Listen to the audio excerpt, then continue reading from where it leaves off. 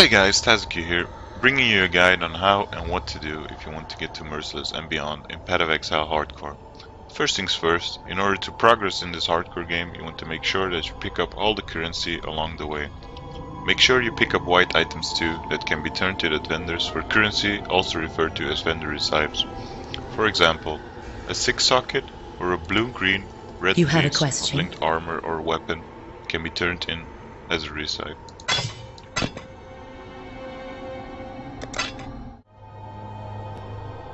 This will make sure you have money or currency to spend when you need it.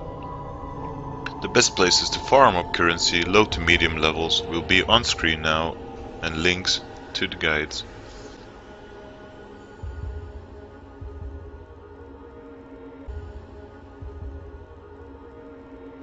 Rather spend 2 minutes longer in the zone because your DPS is low than having 10k DPS with no life and resistances.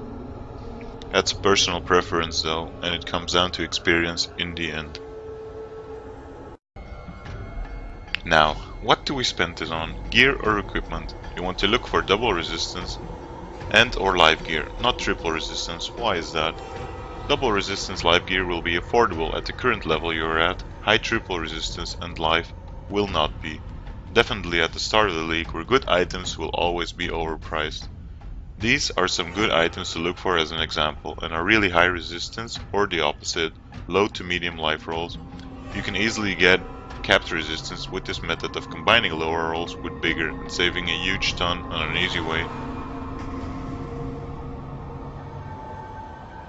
An easy way to look for this gear is using PoE trade, the link will be down below. After you have spent a good bit of your currency gearing you up, and make sure that you have capped resistances 75, 75, 75. Don't worry about chaos resistance just yet. You should be good to go to get the farming ledge in Merciless for a fair bit. If you're still struggling however, here are a few tips that will make your life in Breaklast easier. The first tip for getting resistances is an easy way on the passive tree if your character permits it. For example, at the science start you can pick up 10 to all resistance, 18 to light, 18 to cold and 18 to fire. Or at the Marauder you can pick up 12 to cold, 12 to fire, 12 to lightning and 15 to all elemental resistances. This will help you out a lot. Pick up high item level rings, or as high as you can get in the zone you are farming, and make them blue or yellow, and you can end up with a good roll like I did here. Check vendors for gear. When you hit Merciless or Cruel, there's a big chance that they'll sell you blue gear with pretty good rolls, or 4 links of course.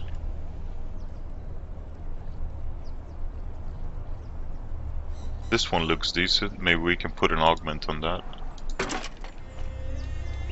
Same for this one. So this one ended up being pretty good, and this one ended up being really good. You should do all of the refund point quests. These are optional quests, but can save you currency when you need to buy gear. You can trade in regrets for chaos orbs. In Act 3, you want to do the busts, which are located here, here, and here. In Act 2, you want to do the crypt or the church dungeon, which is located here.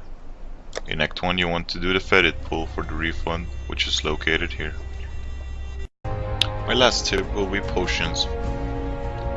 The potion recipe, for example. If you have 3 of the same potions, you can trade it in for a higher one, even on earlier levels, which helps out if you're not finding the right potions.